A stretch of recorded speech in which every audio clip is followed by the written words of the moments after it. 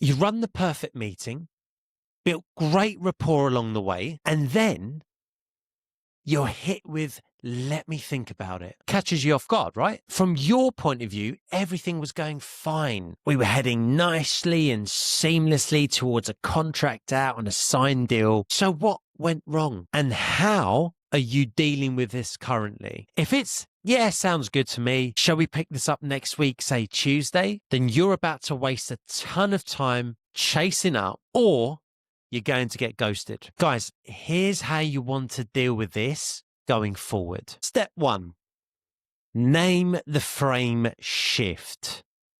What do I mean by that? Here's an example. Totally get that. From my experience, typically when people say that, it's usually one of two things. Either I haven't done my job properly, or there's something we've covered today that's causing you a concern. That'd be fair to say. The frame has shifted. Everything was going well, and then suddenly you've been hit with an objection. It seems like a roadblock, right? So what we're going to do, we're going to name it, right? And we're going to address it. From my experience, typically when people say that, it's one of two things. Which one is it? Yeah? That's how we want to go down to it. Either I haven't done my bit properly, or you actually have a concern. Would that be fair to say? Now, they might not give you the right answer right there and then. I might go, well, it's a lot to digest. I just want to think about it. Cool. Absolutely fine. You then want to follow up with it. Is there a specific part you need to focus on and think through? Pressure test them. And you can preface that and make it softer, right? So look, makes sense. Totally makes sense. Is there a specific part that you're actually focused on right now, or that you think you might just need that extra bit of time to think through? Great question. So name the frame shift. Why this works. You're calmly naming the shift without resistance. That's the whole point of this, right? We don't want to resist. We don't go, well, what the hell do you need to think about? Right? Which is what we actually want to say. You're acknowledging the power change here. Yeah, you were in control. You were showing them the demo. You were showing them the platform, and everything was going nicely. And then suddenly, okay, cool. Take a step back. I need to think about it. I'll come back to you, basically is what they're saying. So you're acknowledging that, but you're then steering the conversation back to a productive question and trying to address the actual problem. Now, remember what I said. Don't be going, yeah, sure, makes sense. Shall I follow up next week? They're going to ghost you, and you've missed your opportunity to find out there and then what their concern is. Because if the solution, or if your product solves or provides a solution to their problem, what do they need to think about? Step 2, you want to add a micro commitment. Very small, doesn't have to be big. Let's do this. I'll give you space to think. But before I go, can I ask, if you were to move forward, what would the first 30 days look like for you? Why are we asking this? Why are we asking this? Now, okay, what that firstly does is it respects their need to think, but it forces them to re-engage with the vision of buying. That's why we're doing it, right? We want to keep them in the space of, you've got a problem though still that you need to address. I know you want to think about it, but just imagine if that problem's gone away tomorrow. From tomorrow, what does the next month look like? What do the next 60 days look like, right? You're keeping them engaged with the vision of buying and investing in your software. It's subtle but powerful. You're basically trying to get a small yes in disguise. And then we're going to go step 3, using the walk away close. How do we use the walk away close? Now, if they're doubling down on, look, I need time to think about it, they're not giving you much information, Neil, I'll get back to you. Totally fair. Again, in my experience, when people tend to double down, it's often just a polite way to say no. And that's totally fine by me. I'd rather have clarity than keep chasing. So should we just part ways now? Pause. That's where the power lives. Deliver this. Inflect down. I'd rather have clarity than keep chasing. So should we just part ways now? You're inflecting down, you're projecting confidence, and then the pause is where the power dynamic shifts back to you. Because what you'll notice is you'll see so many people suddenly don't want to end that call. Why?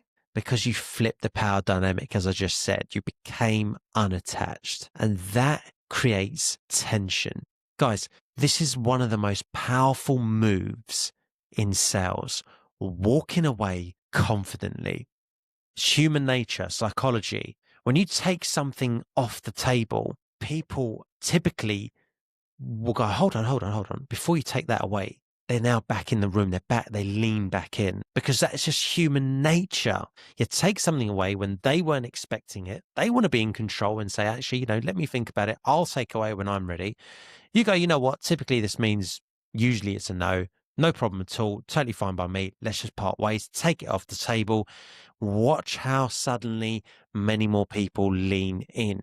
So guys, let's recap. 3 steps. Step 1, name the frame shift. Yep. You want to address it. Totally get that. From my experience, usually one of 2 things when I hear that. Either I haven't done my bit properly or you have a slight concern about something we've covered today. Would that be fair for me to say? Yes, no, indifferent. Makes sense. Is there a specific part that you need to focus on? Maybe I can help shed some light on it now for you whilst we're on a call. You do that calmly. You name the shift without resistance. That is the key because it's going to catch you off guard, right? And your normal reaction is to pull back, defense up. What's going on here? You kind of go through the motions. And typically when you approach that, you need to approach it without resistance. But the problem I'm seeing is that most reps go to, yeah, sure. And they accept it. I'll give you time to think. Makes sense. We've covered a lot. Shall I follow up with you next week, say Tuesday? That is not how to deal with let me think about it. You need to pressure test them. What exactly do they need to think about? You need to find a nice, easy, calm way of saying that without getting your prospects back up. Give them 2 options. Usually it means one of 2 things. Either I've not done my bit properly, in which case I apologize. I'm happy to go over it again. Or there's something that we've covered today that's causing you a slight bit of concern. Which one is it? And get them to open up. At least you're taking your shot and trying to get them to open up. So that's step 1. Name the frame shift, however you want to put it across. I've given you some options there. Get some words together, get a talk track together until it feels comfortable coming from you. You don't have to sound exactly like me. Step 2, micro commitment. Yeah, absolutely fine. Look, I'll give you some space to think. But before I go, can I ask you one thing? If you were to move forward, what would the first 30 days look like for you? Again, you're respecting their time and their need to think, but you're also keeping them in the room. You're keeping them in the vision. You're keeping them in that space between current state, you've got a problem, future state. What does that future state look like? You're keeping them within that buying process and that buying vision. This step is super important. They're all super important. And then step 3, the walk away close. If they're doubling down, no problem, call it out. Look, again, in my experience, typically when I hear that, it's usually a polite way to say no.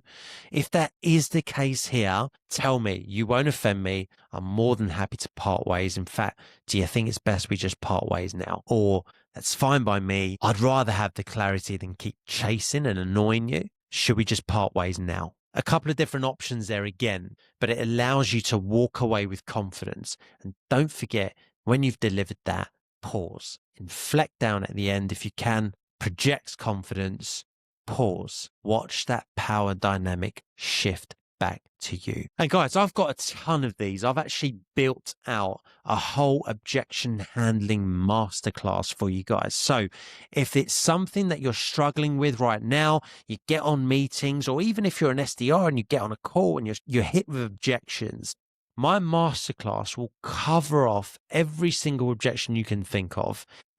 And they've all been put together personally by me. I'll give you a complete breakdown from start to finish. Link is in the description below. It's 50% off for the first 50 buyers. Don't miss out. Click on the link and get hold of your copy now.